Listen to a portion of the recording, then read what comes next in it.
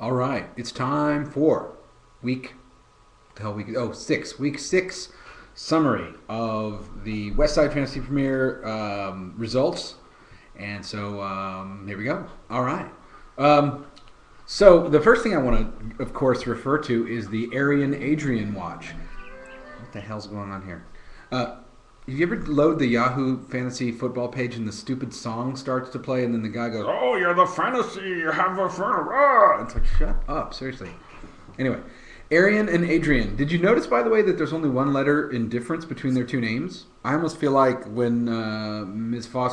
Foster had her son, she left off a letter, and then they said, "Hey, here's Arian. Here's his birth certificate." And she was like, "I'll look stupid if I mention that I meant to name him Adrian." But anyway, because I don't think it's because of her Nazi sympathies that she named him Arian. At least I hope not. Anyway, the Arian Adrian watch is this. Basically, once again, Arian Foster has outpointed Adrian Peterson. So he is not the cause of my loss. In fact, he was quite an asset. By contrast, Ruff the Passer overcame a mediocre performance from Adrian Peterson to win anyway. So let's cover these one at a time. All right, first, none of that excuses or changes the fact that my team is terrible. It's just terrible. But let's review the ways in which it's terrible. Actually, it wasn't terrible this week. It was just pretty mediocre. Brady got 31 in a triumphant win over the Ravens. Hey, how about that Danny Woodhead? Love that guy. 5'7". He was the top basketball player in the state of Nebraska his senior year at 5'7". I know it's Nebraska, but still. Arian Foster 21, 15 from Brandon Jacobs, who's a new Laser Spaniel. Basically, the whole team is. If you haven't seen the Laser Spaniels in a while, check them out. There's a whole different group of guys except Brady, basically. Vernon Davis got 9 points. The rest was pretty shaky or pretty mediocre. It all added up to 119, which isn't terrible. In fact, going into Monday night, Kenny Britt of Smack Attack 1 needed to get about 6 points to win. And I think on the first play of the kickoff, somehow when the foot met the ball, Kenny Britt got 10 points, and so there was no suspense. But Smack Attack won with 124.2 points. Alex Smith got almost exactly the same as Brady. Deshaun Jackson got leveled on Sunday, and hopefully he's okay, but he also got 20 points in the process. 10 from Britt, or 9.3 rather. 22 from Dwayne Bowe. So the Chiefs are still putting up a lot of points. In the Minnesota defense for 13. Unfortunately, Willis McGahee got 0, but it adds up to 124, and that's enough to win and put Smack Attack 1 at 3-3, and the Laser Spaniels in the cellar at 1-5, despite Arian Foster's excellent performances. All right. The next game, Jolly Rogers and DeBiz. Now, this was the nail nibbler of the week. There's no question about it, because it ended up with DeBiz winning 116.1. Normally I don't have to say the points, you'll notice, to 115.9. And it all came down to, who did it come down to? Well, Mercedes Lewis got 1.9 points last night for DeBiz. But is he the only one who was out there last night? Yeah, he was the only guy on the field last night for either team. No, Chris Johnson. Chris Johnson for the Jolly Rogers got 19.1. So had Chris Johnson, been slightly more Arian Foster-like, Jolly Rogers would have won the game, but they did not. This is the nail nibbler of the week, and the Biz take it. Another win for Matt that raises his record to 2-4. And drops the Jolly Rogers to 2-4. So we're seeing sort of different teams winning this year. It's pretty interesting. We had kind of a similar sort of flow of winners for the last few years, and it's changed somewhat. Okay, Ghetto Superstar and Jamarcus's Bentley. So this is Miles and Phil.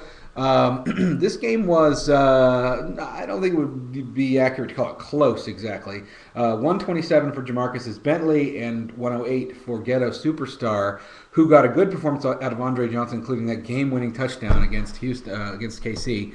Miles Austin was disappointing with just 1.2 points, but did you see him leap over Roy Williams? That they should have been like a point or two for that. He just vaulted over the guy. It was incredible. 11 from Matt. Running is my forte. Jamal Charles got 11. Other than that, it was pretty scarce. 8 from Aaron Hernandez, a fine young tight end from New England. 108.3. But Jamarcus Bentley had Matty Ice getting 33 points. That's Matt Ryan to you. 20 from Calvin Big Time Johnson. I just named him that. I like it, though. Calvin Big Time Johnson. 19 from Greg Jennings. Frank Gore with 15. etc., etc. 0 from Greg Olson. At least he didn't bring shame to his family. 127.8. Jamarcus's Bentley is 4-2. All right. Ferocious Finnick. And Brutta is. Now, Ferocious Finnick is a lot more ferocious this year. 118 to Brutta is 91.5. So this was Jake against Mike. And coming into this, they were both, well, no, Ferocious Finnick was 3-2 and Bretta was 2-3. So they could have both ended up even, but it didn't go that way. Jake got 40 from Romo, only 0.8 from new superstar Hakeem Nicks. 10 from Todd Heap, 27 from Jeremy Maclin. Now, no one was expecting that. No one was expecting Jeremy Maclin to get 27 points. Actually, 28. It adds up to 118. Over on the other side, Bretta did not have much out of anybody other than Matt Schaub, who had 42. 0 from Devery. Don't you hate those zeros? You're like, what? I mean, if they're not injured and you accidentally left them in. Nothing? Come on. 1.9 from Danny Amendola, which I only mentioned because I like to say Amendola. 10 from Derek Mason.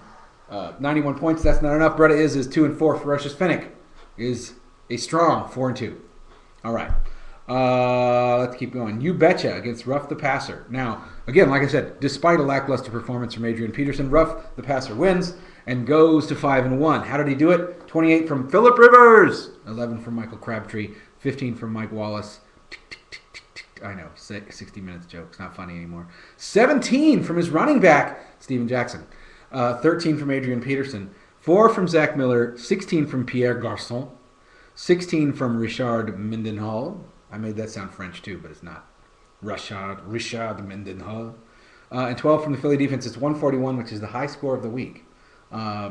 Despite, anyway. You Betcha had 42 from Drew Brees, which is sort of, at this point kind of a given almost. Braylon Edwards. And how about cast-off old man, broken down LaDainian Tomlinson with 18 points? Love that. Love that. Now, once again, Visante Shianko did very well in terms of having an interesting name, but not so well in the field. 0 points for him.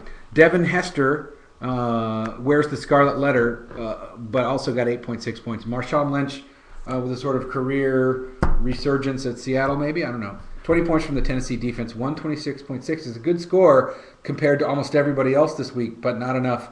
Ruff the Passer goes to 5-1. You Betcha drops to 2-4. And finally, the eye and smell this.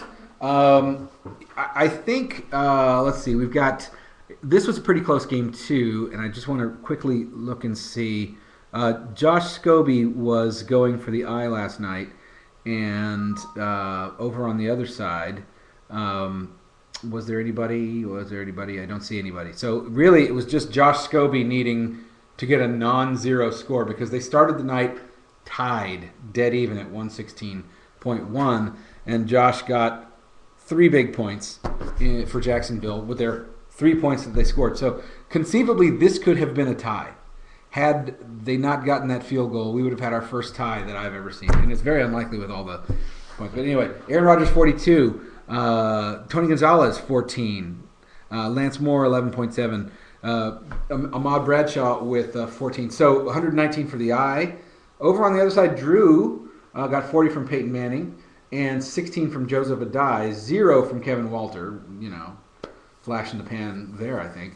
18 from the Pittsburgh defense. Overall, 116.1. Beaten by a last-minute field goal. Actually, I don't know if it was the last minute. Beaten by a field goal. That puts the eye at 5-1 and puts Smell This after a strong start at 3-3. In fact, if I'm not mistaken, Smell This has lost 2 in a row. Started out, I think, 2-0. So the way it looks in División del Norte is that we have a 2-way tie atop the division. Ruff the Passer in the eye, followed by Ferocious Finnick at 4-2. Now, I will say, Ruff the Passer has by far the most points this year of anybody, but actually has had a lot of points scored against him. I can't attribute that to anything except chance because you're not exactly playing against somebody. The only team that's had more points scored against them is the poor little Laser Spaniels, by far the most. Oh no, that's not true. You Betcha has also had a ton of points scored against them. I apologize. Anyway, the rest of that division is 2-4 and 3-3. División del Sur, Jamarcus Bentley is in the lead with a 4-2 record, followed by Ghetto Superstar and Smack Attack at 3-3, and the rest, as they would have said on Gilligan's Island, and the rest.